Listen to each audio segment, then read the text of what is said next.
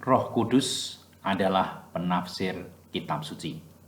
Bagaimana Katekismus Gereja Katolik menerangkan kepada kita bahwa Roh Kudus, inspirator kitab suci, juga membimbing kita untuk menafsirkan kitab suci.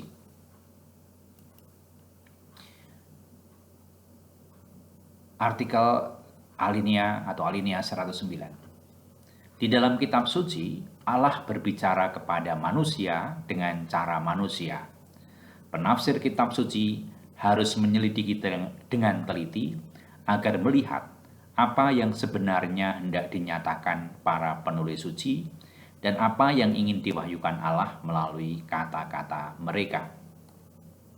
Untuk melacak maksud para penulis suci, hendaknya diperhatikan situasi zaman dan kebudayaan mereka, jenis sastra yang biasa pada waktu itu, serta cara berpikir, berbicara, dan bercerita yang umumnya digunakan pada zaman teks tertentu ditulis. Sebab dengan cara yang berbeda-beda, kebenaran dikemukakan dan diungkapkan dalam nas-nas yang dengan aneka cara bersifat historis atau profetis atau puitis atau dengan jenis sastra lainnya. Demikian De Verbum nomor 12 alinea kedua dari Konsili Vatikan kedua. Oleh karena kitab suci diilhami, maka masih ada satu prinsip lain yang tidak kurang pentingnya guna penafsiran yang tepat. Karena tanpa itu kitab suci akan tinggal huruf mati saja. Akan tetapi, kitab suci ditulis dalam Roh Kudus dan harus dibaca dan ditafsirkan dalam roh itu juga. Demikian De Verbum alinea 12. Untuk penafsiran kitab suci sesuai dengan roh yang telah mengilhaminya, Konsili Vatikan kedua memberikan 3 kriteria. Kriteria yang pertama, memperhatikan dengan seksama isi dan kesatuan seluruh kitab suci. Isi dan kesatuan seluruh kitab suci.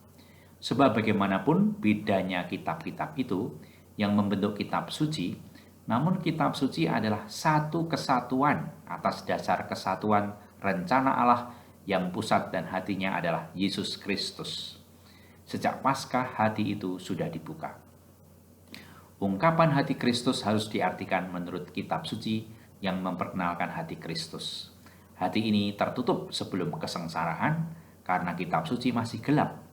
Tetapi sesudah sengsaranya, kitab suci terbuka, agar mereka yang sekarang memahaminya dapat mempertimbangkan dan membeda-bedakan bagaimana nubuat-nubuat harus ditafsirkan.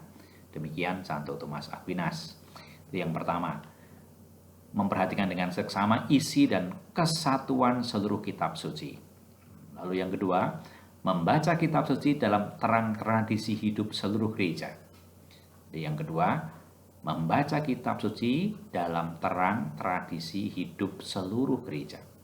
Menurut satu semboyan para bapa kitab suci lebih dahulu ditulis di dalam hati gereja daripada di atas perkamen atau kertas dari kulit. Gereja menyimpan dalam tradisinya kenangan yang hidup akan sabda Allah dan Roh Kudus memberi kepadanya penafsiran rohani mengenai kitab suci. Menurut arti rohani yang dikaruniakan roh kepada gereja. Demikian dalam homili Santo Origenes. Jadi yang kedua adalah membaca kitab suci dalam terang tradisi hidup seluruh gereja. Lalu yang ketiga, memperhatikan analogi iman. Dengan analogi iman dimaksudkan hubungan kebenaran-kebenaran iman satu sama lain dan dalam rencana keseluruhan wahyu. Demikian pembacaan Katekismus Gereja Katolik tentang Roh Kudus adalah penafsir kitab suci. Semoga memberi inspirasi berkah dalam.